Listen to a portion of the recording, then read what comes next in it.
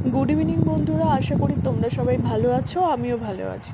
দেখো, আজকে বিকেলবেলায় রাস্তায় হঠাৎ ভুট্টা দেখতে পেলাম। ভুট্টা দেখে দাদাভাইকে বললাম যে তুমি একটু ভুট্টাটা রেডি করে দাও। এই দাদাভাই ভুট্টা বিক্রি করে, এর কাছ থেকে আমি মাঝে মধ্যেই ভুট্টা নিই।